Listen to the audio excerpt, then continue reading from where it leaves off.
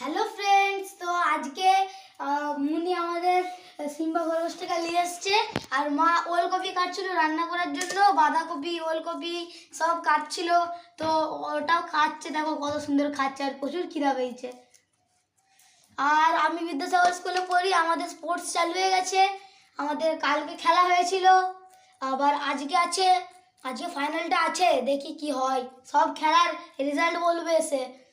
তো আবার দেখা হচ্ছে খেলা টেলা হয়ে যাওয়ার পর, তোমাদেরকে আবার একদিন রেজাল্ট বলবো, সেদিন। সব খেয়ে নিয়েছে। কি খাচ্ছে?